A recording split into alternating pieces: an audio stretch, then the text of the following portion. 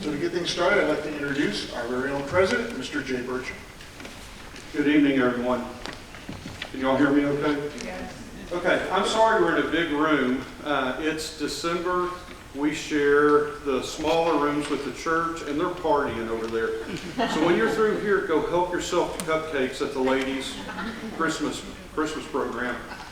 We want to get started tonight, and I'm going to do a quick review. And let me introduce the ladies that are up here because we want to answer your questions. This is not the last time we are going to do one of these. We're also going to do one in January. Please note, this is a brand new program to the state.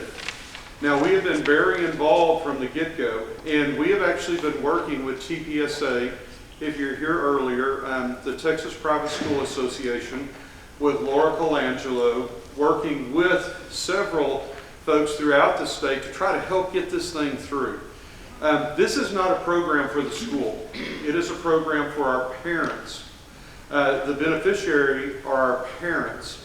Unless somebody is on financial aid, the school does not really receive any benefit from it, but what it does do is it puts you in a better position if you are part of the ones that make it through to be in a good position. And what we want to do is dispel some of the misinformation that's out there, pass along what is true and accurate, and then help you understand exactly where we sit right now, which is not the final, but what you will hear tonight is set, okay?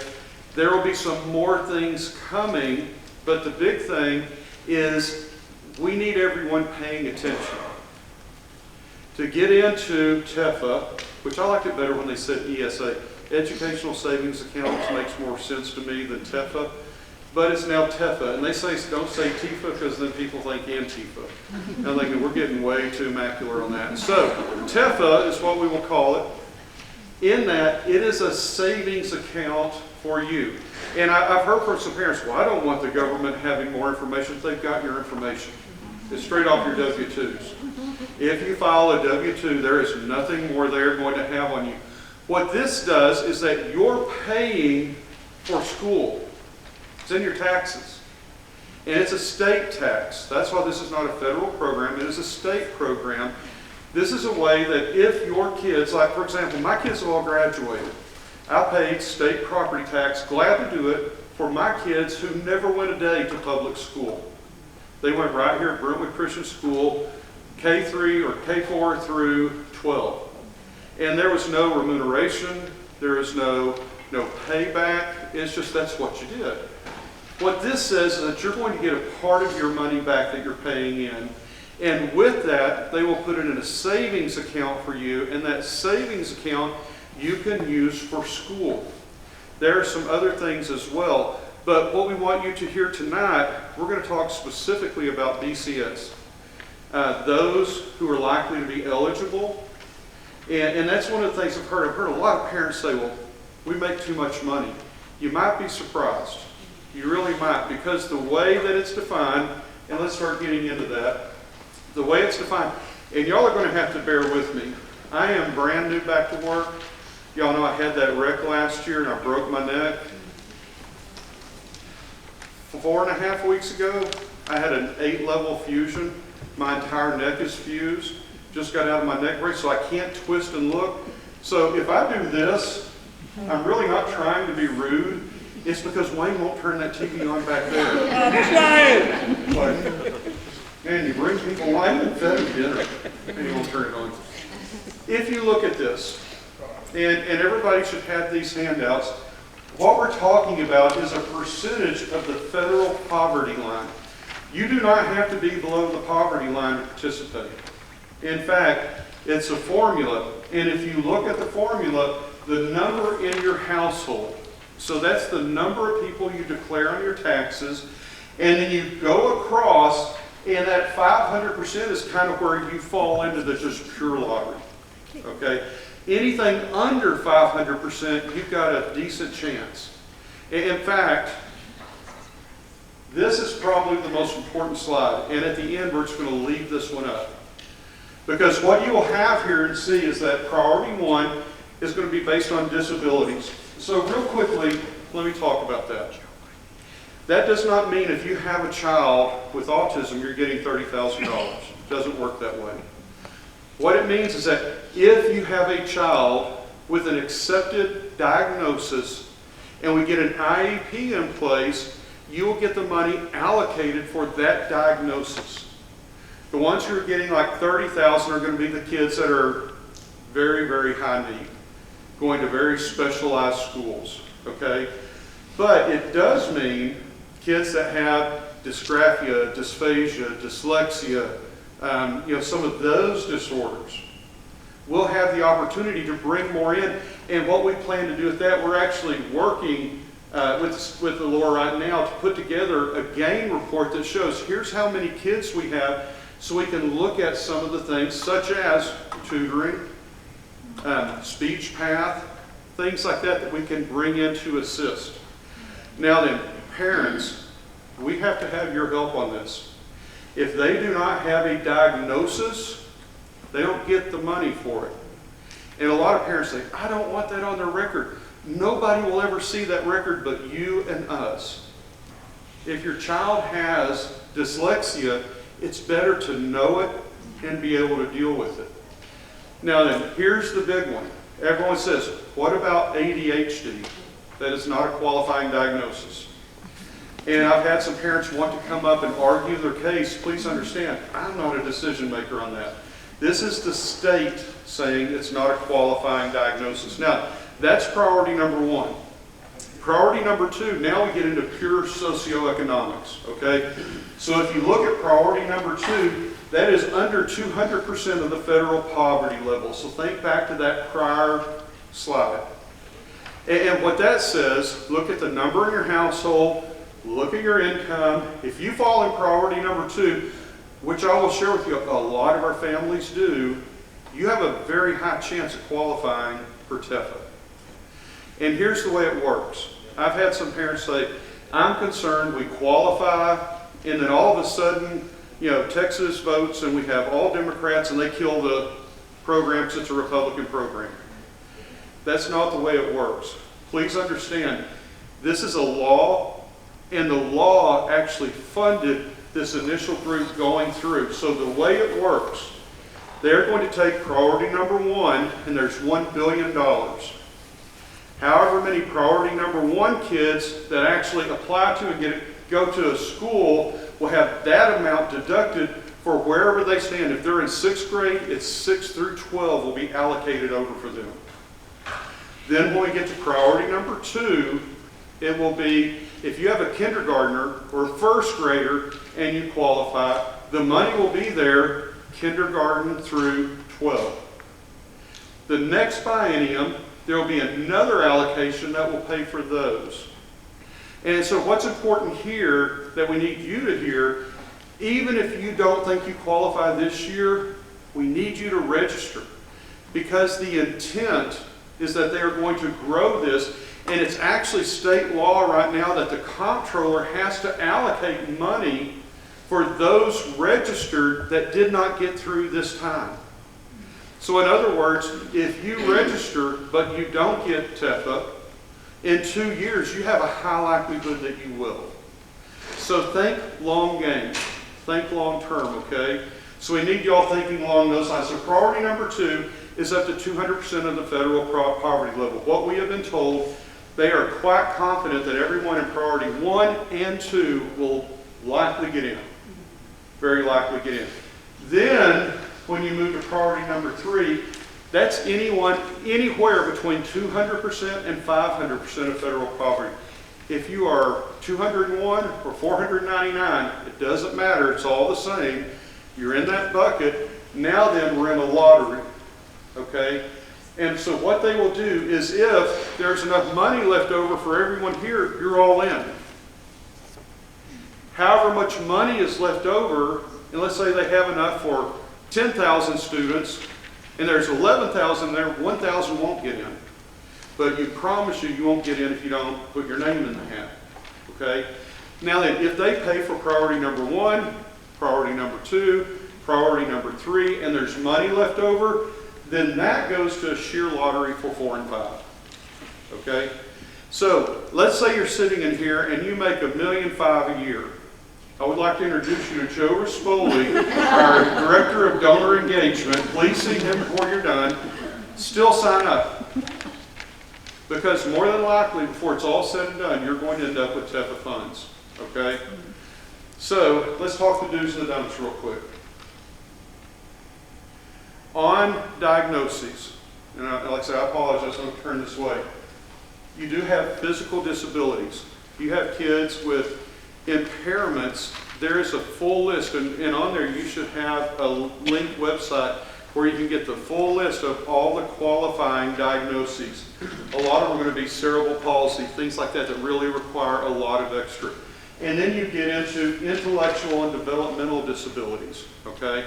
Those are those Axis 2 disorders. And then your Axis 1 disorders, which are going to be emotional disturbances, okay? Then you get down into the learning disorders, autism, etc. Now look, we have some kids that are high-functioning autism and doing great students. Still put your name in the hat, because those services that can be provided on top of, that's what we want to try to bring to you. So put your name in the hat, and then you even get down into things like speech disability. But you have to have a diagnosis, number one, and it does not have to be by a physician. It can be by a school psychologist.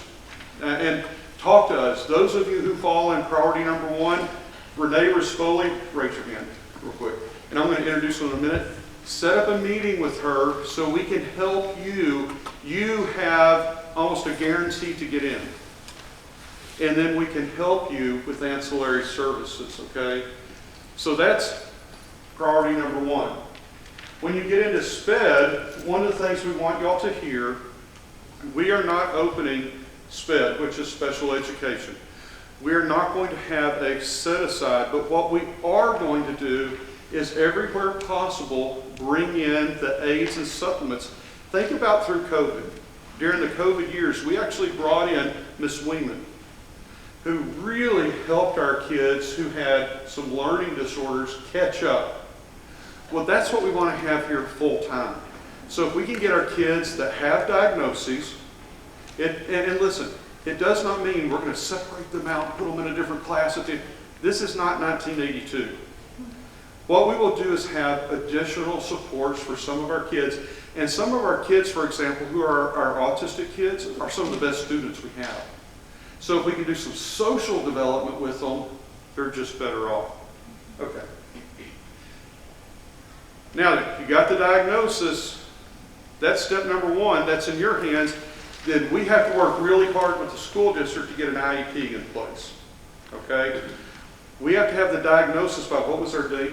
They told us March, into March for the diagnosis? No, they would need to have it by the time they apply, which opens by February application. 4th. Okay. By application, we have to have the diagnosis in place. So if you think your kid has one of these or has been, kind of labeled before, but you don't have the paperwork, we need you to set up time with Renee so we can get that taken care of. Then we're going to work real hard to get an IEP in place. And again, this is all for priority one. The reason we're talking about them, that's the most involved. After we get past priority number one, everything else becomes socioeconomic. So, student applications. We are going to have a registration day the day this opens, and the following day, and another time. We're going to have computers set up. You can go and do it on your own. We're going to have it set up here too. Here's something I do need you to hear from us. If you are a financial aid recipient and you want to continue to receive financial aid, you have to apply for Tefa. Okay? If you get it, the great news is this. The part that you're paying, the majority of it, you'll have a money account that will then pay it. We're paying the other part, and we can then be made whole on that. Sibling discounts. If you're getting a sibling discount, those have to change by this law to scholarship. We are working right now, and our goal and what we will tell y'all, nothing will change next year. If you have brothers and sisters, they will be in next year. What we will do is put a scholarship system in place that if you apply, we're going to ask for affirmation to our mission, and upon that affirmation, you will get it, then you get the sibling discount. But if you get the sibling discount, we want you to apply for Tefa. Because once again, that discount we're actually paying for. Pastoral discounts, same thing. Faculty discounts, same thing. And listen, this is good for you. If, let's say you're on financial aid and you're getting half off, that means you're going to get that half back in your pocket. But the school then gets the half that we're paying as well. And that's what will allow us to provide these additional services. So the student applications open on February 4th. Write that day down. Now, it's not first come, first serve, but it's the state, and it's a computer system. Get your name in there quickly. That way, if there's a problem, we can work with you.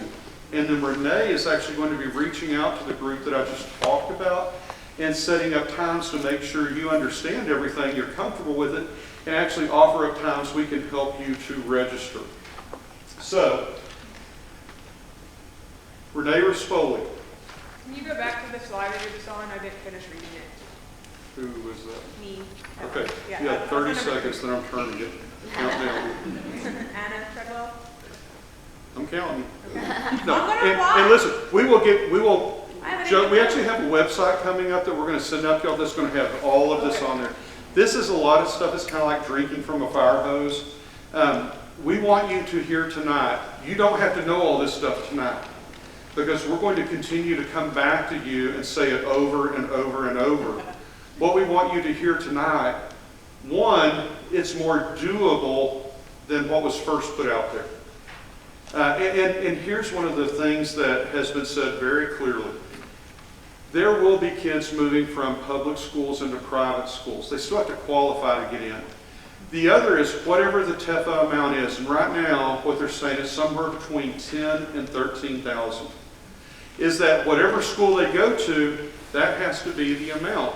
Or they have to have the same amount and the parents have to make up the difference. Well, a lot of our schools we compete against are $22,000 to $40,000. So that $10,000, if a parent qualifies socioeconomic, they're probably still not going to have the 30. Whereas here, because of the way we want families, we want it affordable.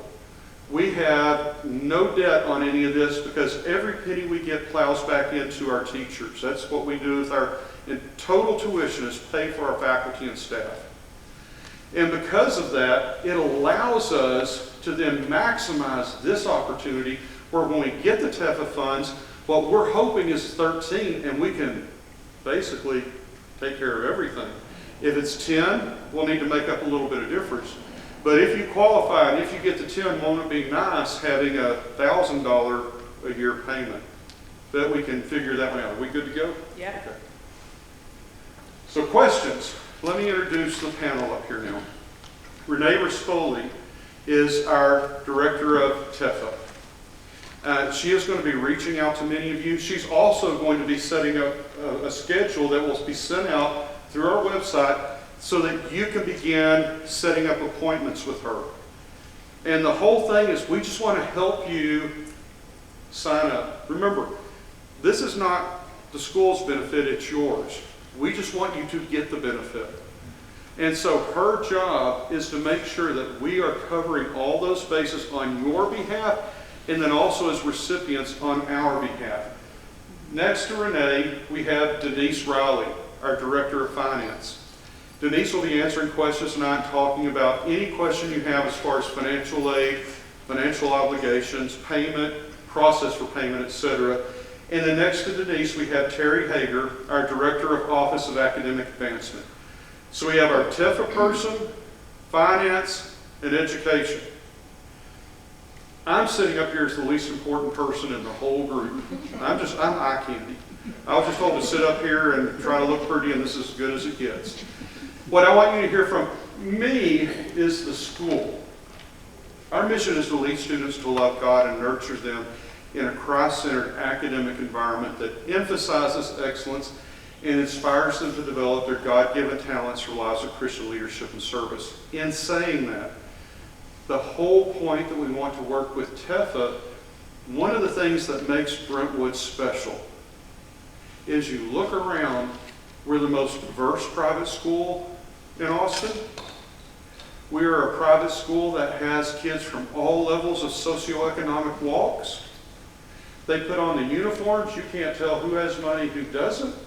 But because we have so many parents that are struggling, that make a sacrifice to be here. I remember what it was like having 3 kids here. We made choices. Are we going on vacation this year, or are we paying for school this year? When you have parents, you expect your kids to take advantage of it. Why, in a school that literally is a quarter of the cost of some of the ones we're competing against, we win state academics every year? It's because our kids work hard. What we want to do is make sure Austin is an affordable place for you. This is an opportunity to maximize the money you have to spend on education. That's literally all this is. And so that's what we consider it a blessing. So what we want to do now, Mr. Joe Rispoli, who is our Director of Engagement, is our Phil Donahue. He is going to run the microphone because we want everyone to be able to hear the questions. Here's what I'm going to ask of you with questions. If this is about your specific child, please wait and let's do the one-on-one. If it's something that will benefit the group, please ask, okay? We want to be here to answer questions. And listen, there are no dumb questions.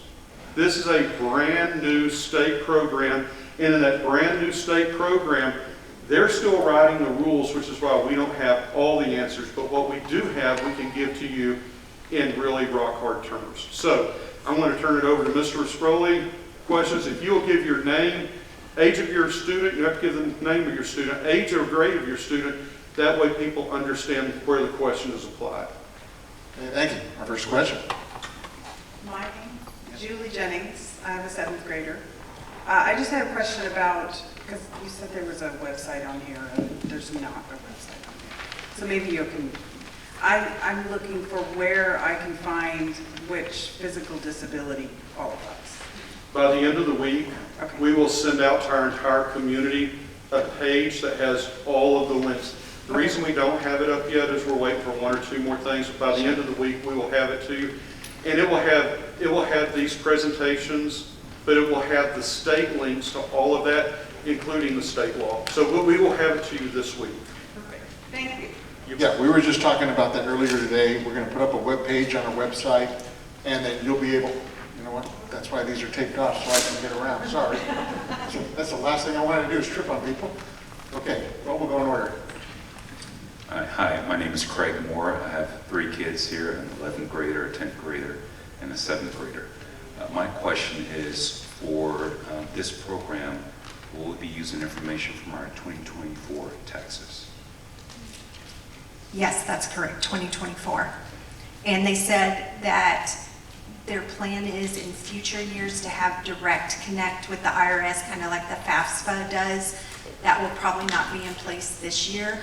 So you're going to need like a saved PDF version of your tax return that you can upload to the application. Can I throw one thing in there? If you get in, you're in. You don't have to continue to reapply every year. Again, money is allocated going forward. If you don't get in, we want you to reapply every year. What we want to be able to show is the demonstration of longevity of application so that we can get you prioritized. And about the web page, working on that today. It's going to be up by the end of the week. It's going to have every link and even more so, more information that's going to get you the information that you need. But this is being recorded tonight. So if you wanted to go back or send this to somebody else who couldn't be here tonight, hopefully the video turns out and the microphone worked. So. Hi, I'm Jay Wiles. I've got a son in EL4. I'll have a second one here next year. I'm also a proud BCS alum. So Happy to be here tonight. My question is, I believe a couple slides ago, because I didn't fully read it, sorry, it said that there were going to be payments from the state, I believe, at 3 different points. How does that change an obligation for a family, whether they're paying annually or monthly, or am I putting the cart before the horse? I can answer that one. It will not change. We will work around that. If you are a Tefa recipient, we will just adjust your payment schedule to match that. If you have, say tuition is $12,000 and you get $10,000 in funding, then we will have a conversation of how do we work out the payment schedule for the other $2,000. But for the Tefa funds, we will follow the state's schedule. Can I throw one thing in? I keep telling them I'm not going to talk, but it's just not in me. One of the questions I get asked often is, what if you apply and you don't get in? What about your financial aid? What about you're not going to lose any of that. We give out over $600,000 in direct financial aid and $1.2 million in discounts. We are not going to take that away from anyone. This is just a way of you getting your money back, but also the school getting that part back. Hi, I'm Don. I have a 3rd grader here, but I have more applicants, potential applicants, I should say. One that might qualify for through a disability program. So my question is to clarify that is we should make the appointment with Ms. Renee for her before she officially becomes a BCS student, correct? Or how does that process work? I'll answer that. So are they in public schools now? Yeah, they're in public right now. So if you could make an appointment with Renee and I could also be there, and let's look at what documentation you have.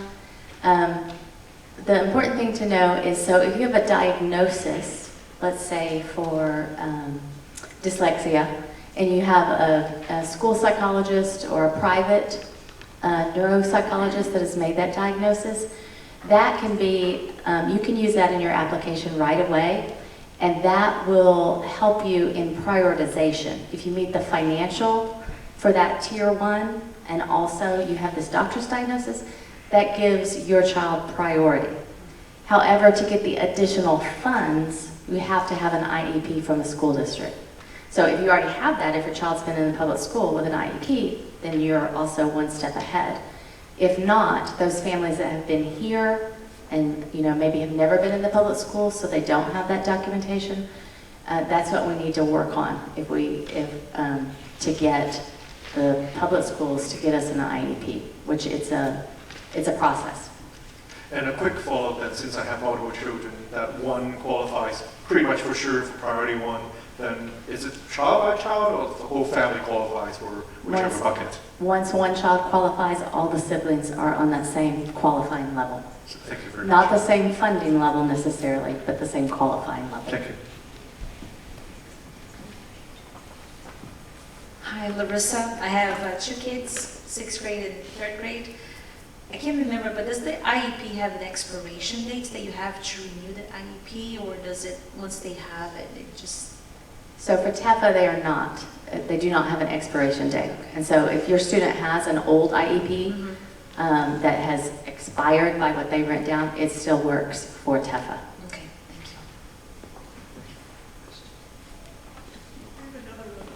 you. Catch. Let's keep it going that way in the back, front, back. I bought his dinner. And, I can probably project, y'all can hear me, right? oh, it's okay, this is more All interactive. right. I'm Julie, again, I have a 7th grader. You, Jay, mentioned registering, but there's also an application. Is it this, it's 2 different things. You're registering and then applying. If you don't get it, you're already registered. Right, I'm just trying to figure out, is it easier the 2nd year to reapply if you're already registered? It's the same process. The Okay. application we're talking about is mostly priority 1, getting all that stuff in Okay. place.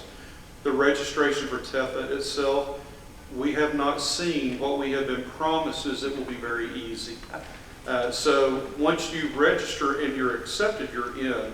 If you register, you're not accepted, you will need to register the next year. Okay, but you're on record for the first years for Yeah, the state and that's fund. really important because like I say, state law actually says that the comptroller is supposed to go bring funds in for those who are registered that didn't get in the first time. That's why we're encouraging everyone, register. Even if you don't get in, remember Texas is on a biennium with the legislature. 2 years from now, you should be in. Can't guarantee it, but based on the law they've written, you should be in.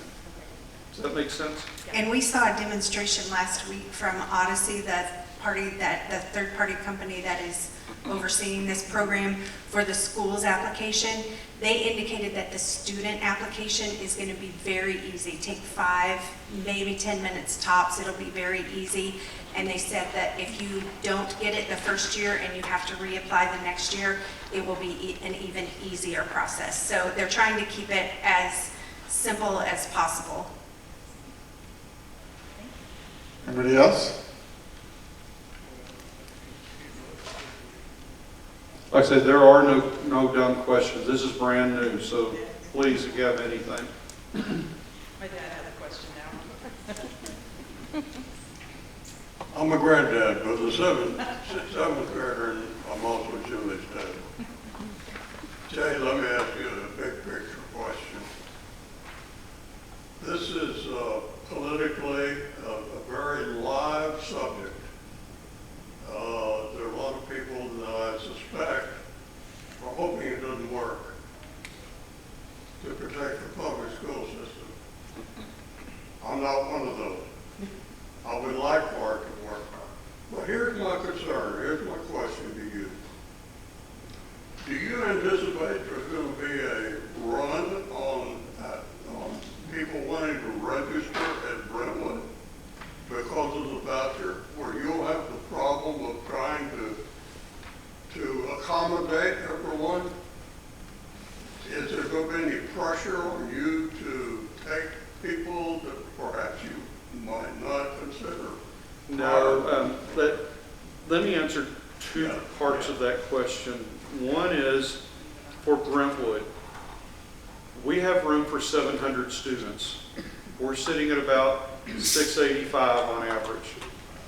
That's 15 more additional students we could put in across 14 grade levels. We're full. We do not anticipate a run from the public schools, honestly, into any schools this year. If you look, there's not a lot being said in the news about this. The reason why, if I can whisper this to you, they'll deny it, but it's been said, they want this first go-through to be more for the people who are already in private schools so they can work through it, because the private schools will work with them because they already know the families. We do not have to change our accommodations for anyone. We are Brentwood Christian School. This program is for the parents. You're the beneficiary. It's just another pay mechanism. Any student still getting in has to qualify to get in through the testing, and their family has to adhere to our mission. I will attest to you all right now, I will leave before I ever do this. I've been here 26 years, counting my time on the board. We will never not be a mission first school. If we have a family that's antithetical to our mission, and every year we do. Last year, I wish Kimberly was here, our admissions director. We turned away probably 3 to 4 out of 10 families. You know, it's easy money, but they weren't people who were going to put God as part of what we do, that did not adhere to who we are. I want y'all to hear, this will not change Brentwood. Our admission criteria is our admission criteria. Our academic criteria is our academic criteria. We will not bring it down. Anyone that qualifies to be here last year can qualify to be here next year if they have Tefa, great. If they have Tefa, but they come in and they don't qualify academically or by rigor of mission, they will not be here. Now, the other part is on the political. And let me make sure you hear this. Anything in politics can change. The one thing that can't change is allocated money once the law has been passed. There is a pot of money, and the reason we don't know exactly how many kids will get in is as it starts getting applied and that $1 billion goes down, what they are looking at is every kindergarten through 12, first grade through 12, and that way, if you get in this year, that money will be there, even if all the rest of the politics changes. That's money that's already been spent, in other words. It's already allocated. It's in the comptroller's office for distribution, but it can't be pulled back. And so politically, sure, anything could change. We may get a couple years down the road and all of a sudden, they kill the program, but if you're in it, your kids are in it till they graduate. Okay? Did that answer your question, sir? It certainly did. Thank And I want you to know, I'm a granddad up here too, so it's better that way. Hi, Nicole Willard. I have a 10th grade student. My question is, you said you're going to be reaching out to some families to set up appointments with Renee. Who is that, and when do you want the rest of us to start trying to set up an appointment? So we don't overwhelm her with emails. Hi, I'm Renee, and I'll definitely be setting up appointments in the new year in January, but we'll be putting out a notification hopefully before the break, so that way you all are aware and I can get that set up with you. What we talked about on priority, just so you know, to answer the second half, those that are recipients of aid, we're going to be reaching out to make sure those meetings are set up. But at the same time, the schedule for meetings will be open for everyone. So we're not prioritizing anyone over anyone else. We're just saying this group has to. Hi, I'm Stella. Oops, sorry. I have a third grader here. And let's say that we get approved on Tefa, and how the money is going to, it's going to our account, it's going to directly to the school, or it's going to a third bank account that we can manage just for the school. How it's going to work, So your student will have a savings account set up through Odyssey, the company that's managing this, and then we will link our accounts with Odyssey, and then on those 3 dates throughout the year, they will transfer the funds. There will be an invoice that we have to upload, and then you as the parent will have to go and click, like, this is correct, it's fine to send the money now. So we don't know exactly what that process looks like, but Odyssey will manage, and then it will be an easy transfer to the school.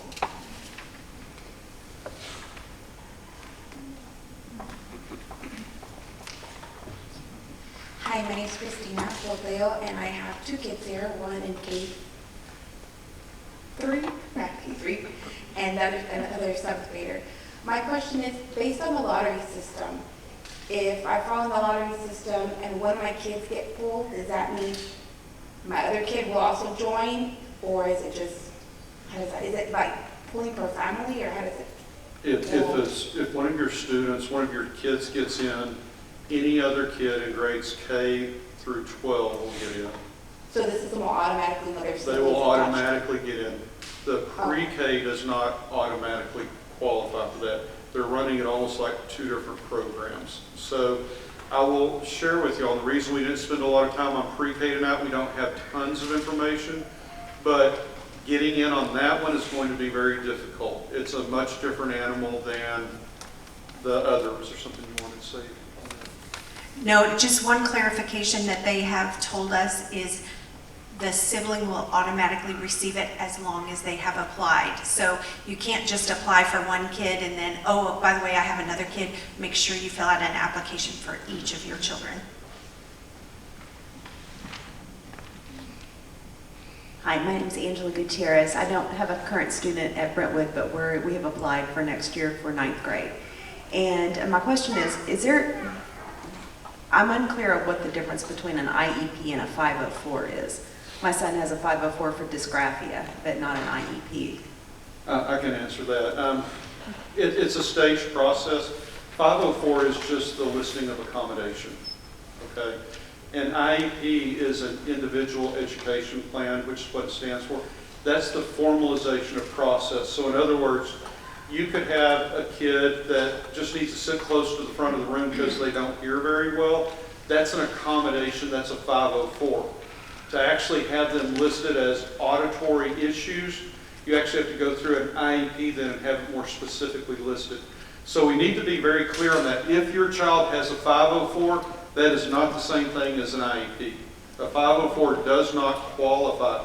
Now, if they have a diagnosis, they're halfway there. Then we need to get the IEP. If they don't have the diagnosis, you can have a 504 and no diagnosis.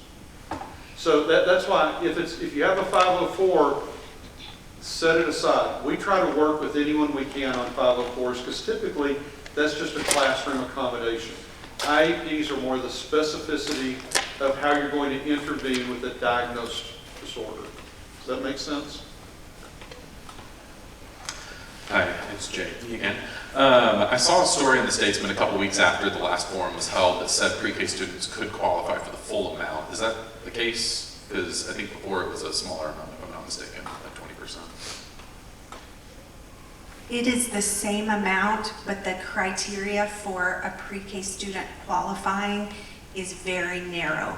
They have to also qualify for free pre-K in public schools, which is basically military families, homeless families. So it's a very narrow window of people. It's not as broadly available as the K through 12.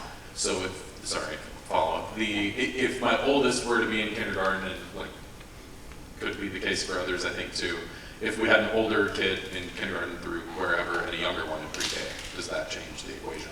No, it does not have the same automatic approval as the other siblings in K through 12 does. So the pre-K is a little bit of a different animal, and it's a little more confusing. So as we know more, we will, definitely pass that along. But it's going to be much harder to qualify for a pre-K student than a kindergarten and up. Thank you.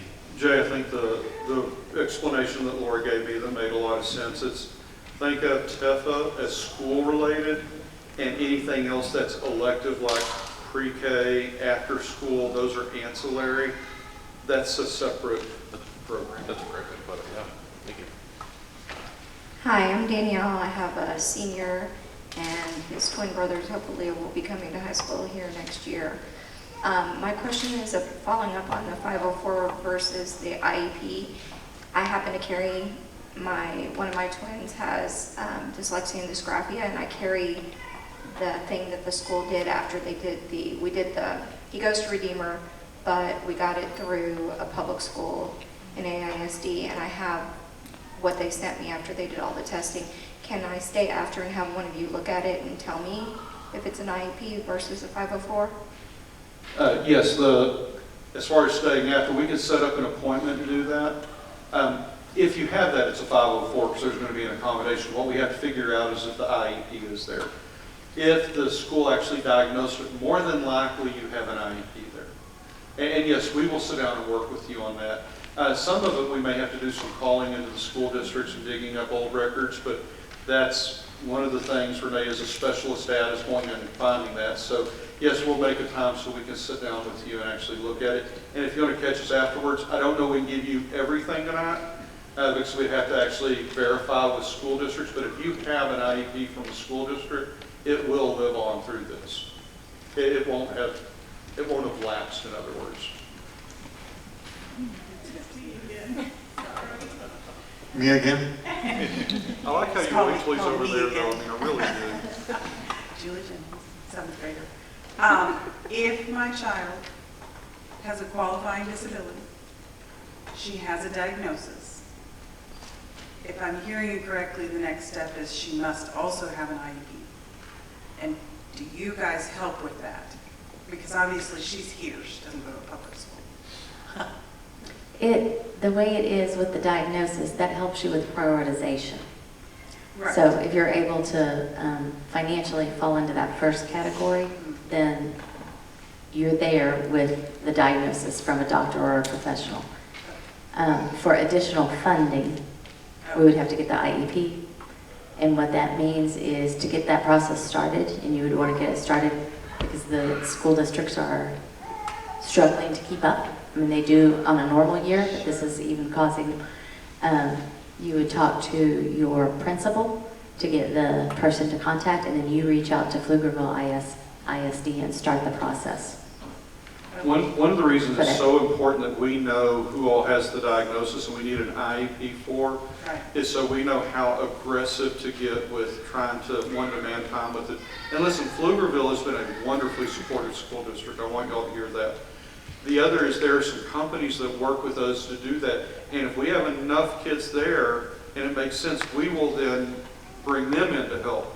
But that's why if you sign up, but the day before tell us, oh, by the way, I've got a diagnosis, we're not going to have an IEP in time. We need to start hearing that really early so we can start making the groundwork for it. And is- But we will absolutely help drive that train. Is the website clear on which disabilities It lists them qualify all. for extra and all of that? It literally lists them all. Okay. Oh, thank you. Hopefully that's it from me. I'll hover for the next hour.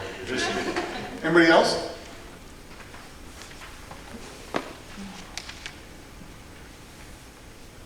This is a great program. I mean, think about it. I mean, being good stewards, I mean, it's a win-win situation. Everybody wins in this. So it's great for everybody to sign up. I think we're onto something pretty good here, and it's going to be a blessing to many of our families. Jay, you were going to say something? Just when we're done with the questions, I was going to ramp up. Got to work on all that, right?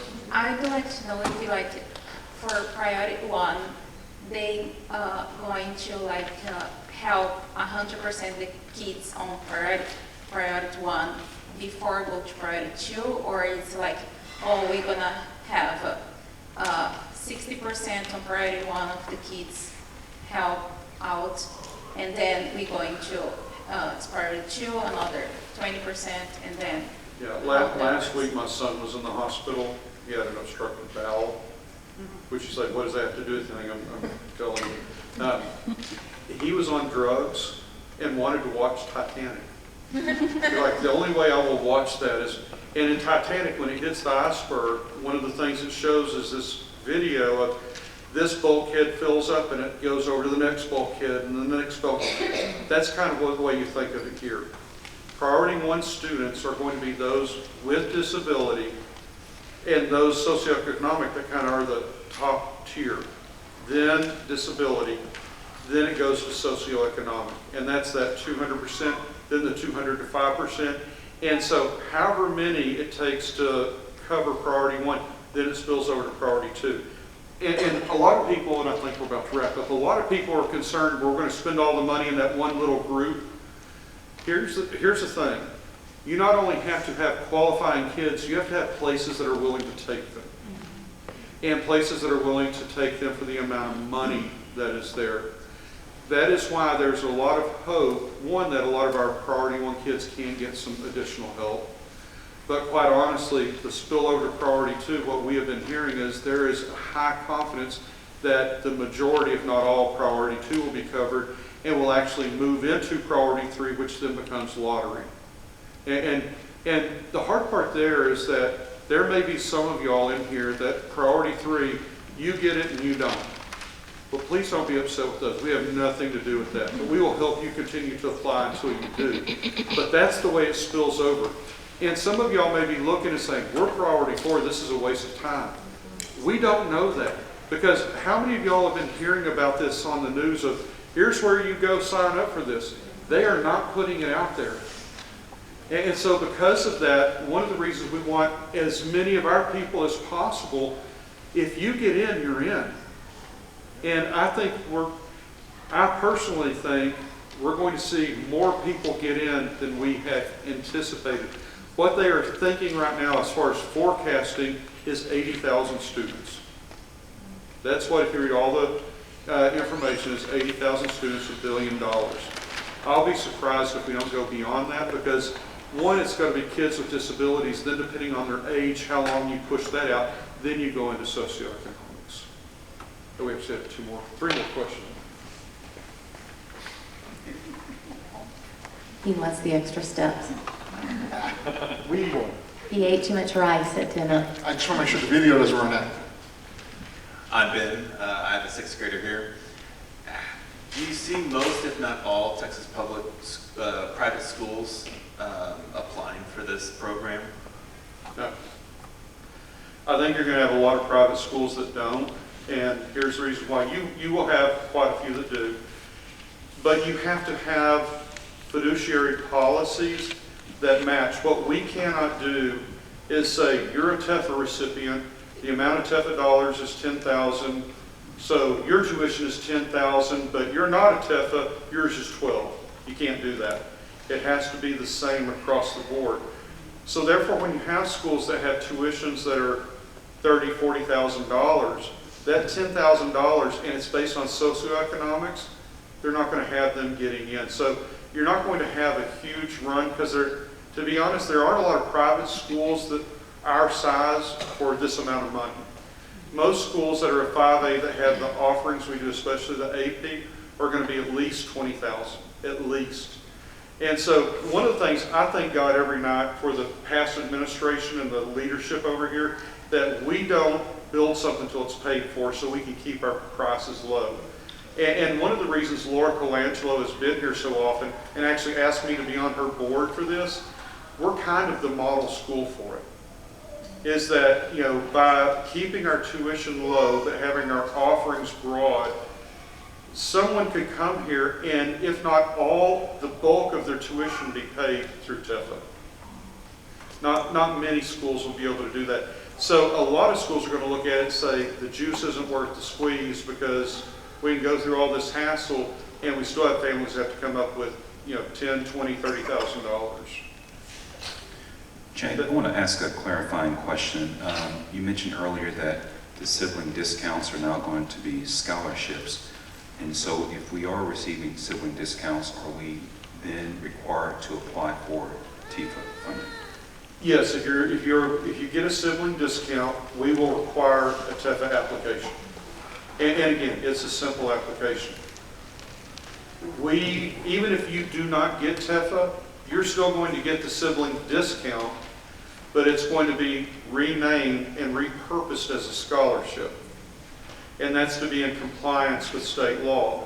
We are not going to make, at this point, anything dependent upon socioeconomics for that for next year. It's too quick. So what it will be is, we've got a board member sitting over here, Ms. Eshe, so I'm speaking way ahead of term, and I may get in trouble if I was hoping none of our board members would be here.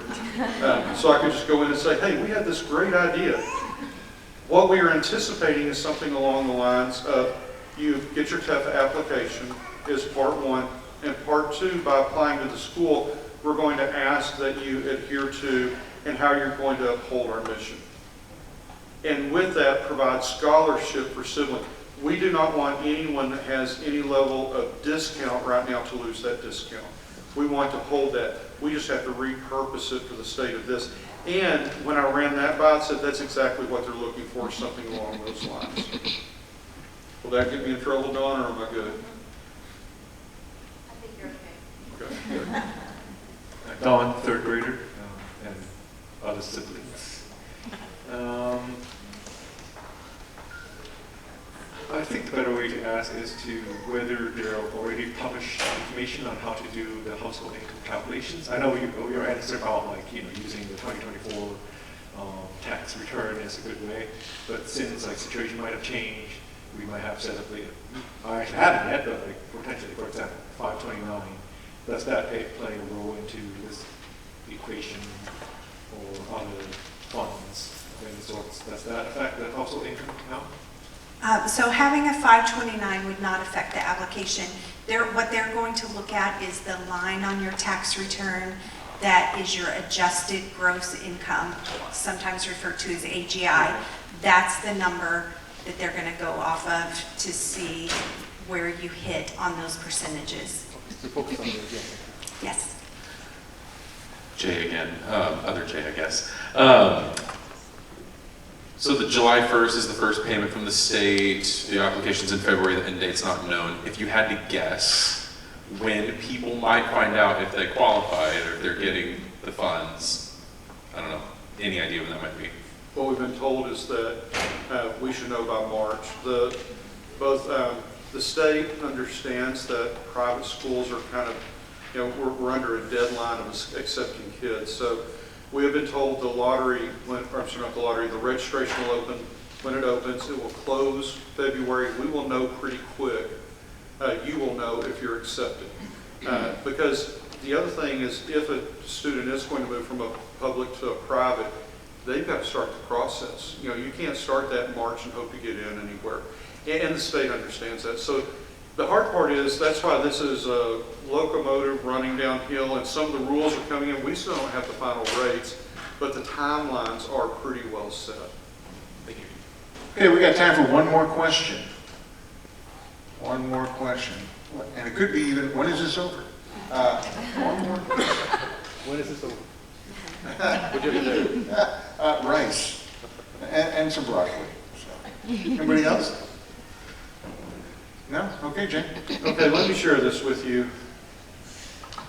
Please talk to the people you know who go here and tell them how important it is that they participate. Again, I want you all to hear this. This is not a huge beneficiary to the school. This is for our families. This is a way for you to basically get money back that you're paying to have your kids here, put you in a better financial standing.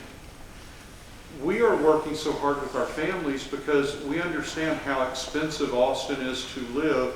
And last year we had 50 kids move out of the Austin area late July through August. And it was because they could not afford to stay in Austin. Their families moved. Well, if you have another up to $1,000 a month in your pocket, does this become a more manageable place? So, what we want you to hear from us, Tefa will not change who we are, period. It will not change our entrance criteria, it will not change our mission focus, it will not change our academic criteria. We are going to work with you and have lots of stuff. You are never going to get surprised. We're going to give you the dates. We're also going to give you the mechanisms that if you want us to help you register, we'll sit down and do it. We're going to have registration fairs where you can literally come in and someone sit down and help you register.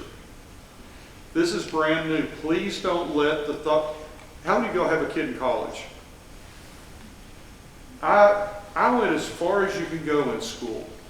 When I have to fill out the FAFSA for my daughter for college eligibility of funding, it scares me to death every year. It is 90 pages long, and man, it is awful. This is not that. Okay? Don't be scared of this. This could be a very good thing. The final thing I want to share with y'all, we have an administration, a board, a faculty, and a staff dedicated to your kids.